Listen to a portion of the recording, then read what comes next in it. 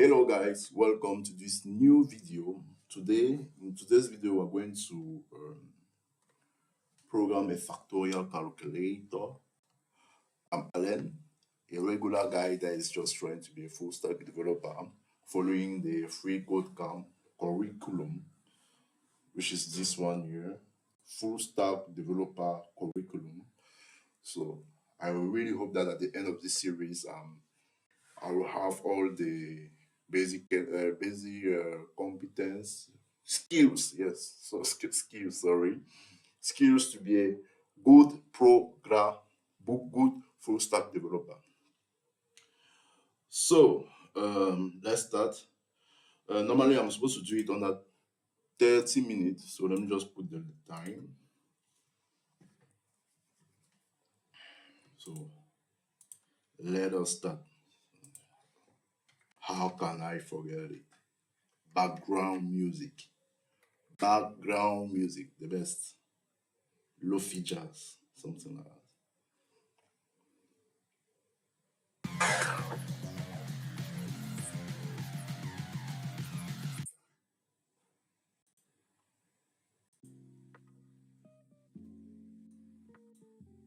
So smooth. So let's start.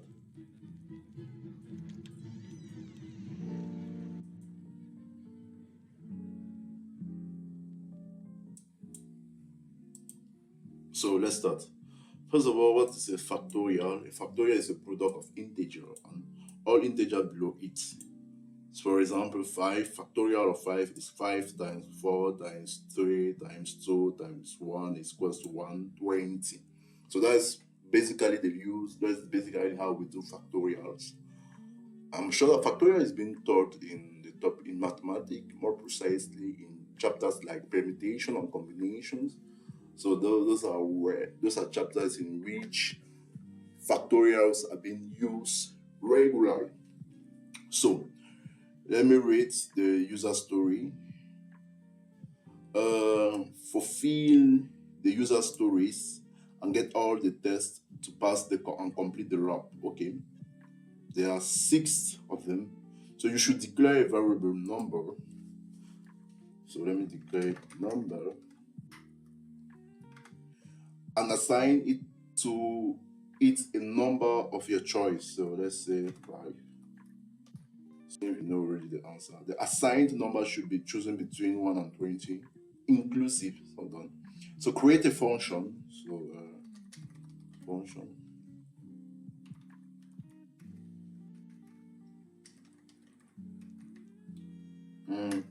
Okay, function named Factorial Calculator.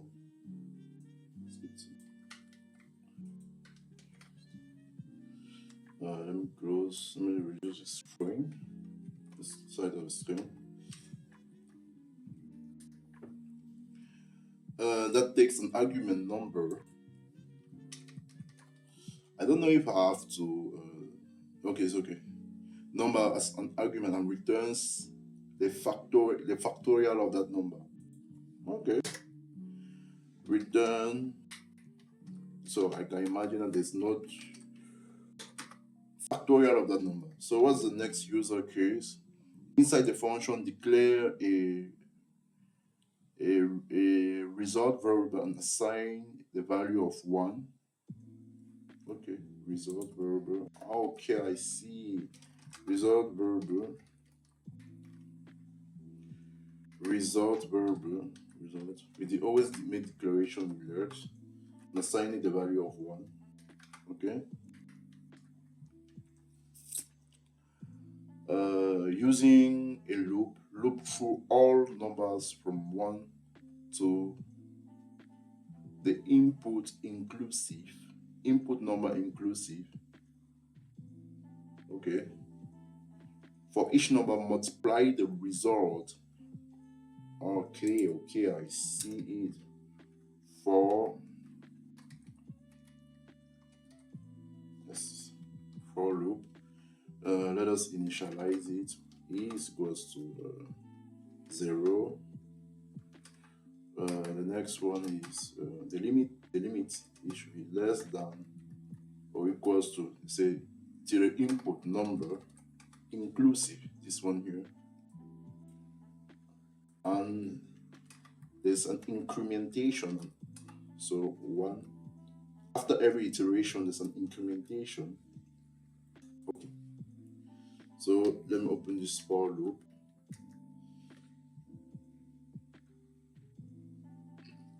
And they say here, for each number, multiply the result variable by the current number and assign the result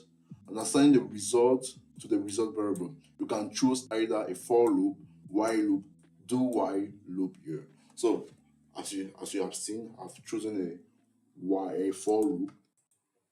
Don't stress.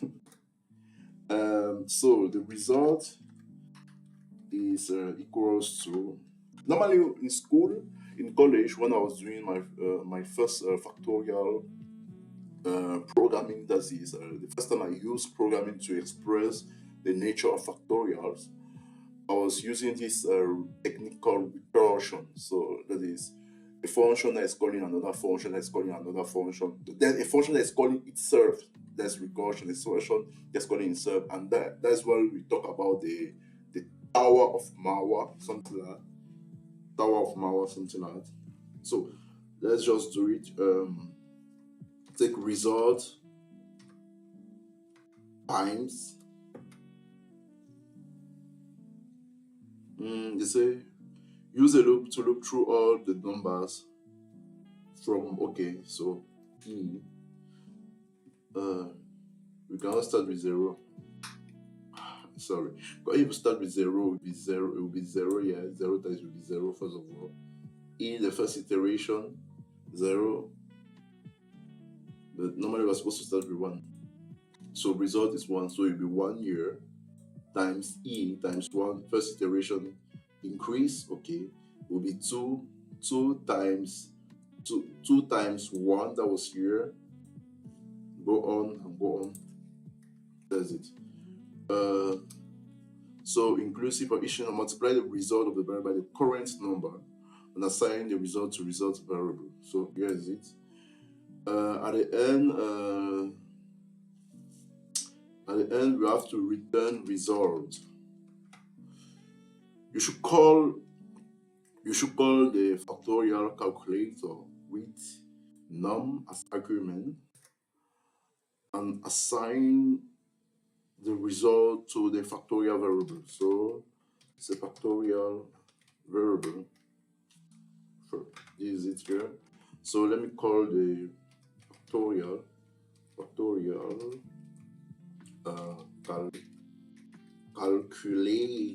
calculator. So now is the variable that you call it with is num, the argument, let's say it that, and you should store the final output in the format. So I'm assigning it to the variable. Okay, so let me just say let result say be equals to I think here I will use a literal string template, so something like this, and here I will put the, how do I call it, the $sign, this one,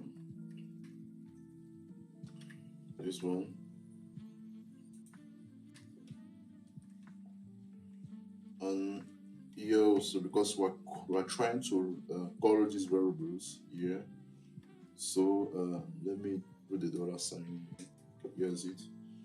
So here's the string that I've stored. Say they said here we should store the final output, blah blah blah, and assign it to the variable. So yeah. Now let me console doc the result message. Console log. I think that this exercise is more easier than the previous one that I couldn't solve, but finally I solved it. So not a big deal. Result. Yes. Okay. It's done.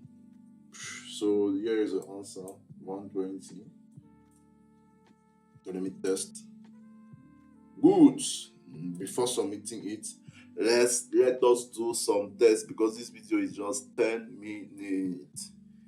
I did it under 30 minutes, so it was quite easy and the steps were quite explicit. So now let's talk about something that's very interesting. What is the use of permutation and combination, or what is the use of factorials in life?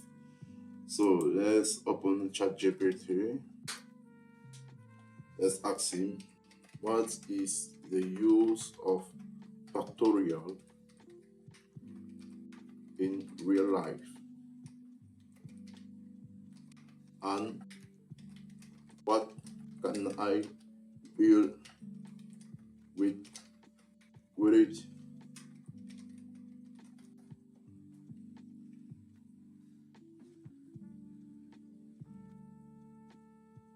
Always using the same example. Combinatorics, probability statistics, computer science, recursive programming, Taylor series, cool project you can build factorial, permutation generator, password possibilities, and so on and so forth. So factorials grow really fast. Even 10 factorial is equal to 3,628,800. This teaches you about the efficiency and optimization in code too. That is okay. But I don't know if there's another thing that I can do here so that I should not post many videos. Let me check. The next one is this one. The next one normally is supposed to be this review, but we'll just leave it. So factorials, I'll just take a case here and build. Let me say factorials in genetics. So you see, ChatGPT knows my name. Damn shit. So number of possible genotype combination. So here's the formula. Here's the factorial that we're using. It's true that I can mimic this binomial formula. So n factorial times I can do it. Chromosome arrangement, organism of birth chromosome are used. Protein pollen and DNA sequence. How many possible? Okay, let's talk about this. I know this one. So give me an exercise on it. So give me a programming exercise on this. I am using JavaScript.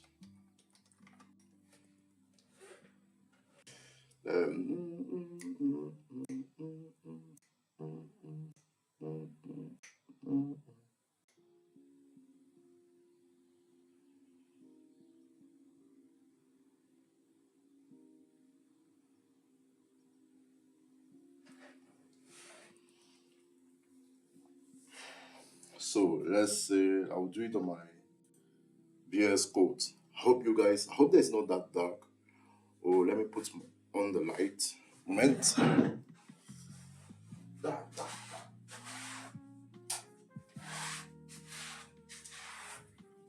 I think here is better. So let me. What was I doing here? Okay, let me just write. Sorry, let's close this and do something here in my test. So they're telling me what to do here. Protein sequence permutation. So proteins in the DNA are guanine, adenine, thymine, and I think that's all. Amino acid. I think that are called amino acid. Guanine, adenine, guanine, thymine. I think it's thymine. So write a factorial function. It's written here. Write a permutation generator. Use a recursion generator. Oh wow, the design is more difficult than I thought. But there's no problem. We shall just close the video. So thank you for watching. This video was really short. We shall see you on the next video. Have a good day.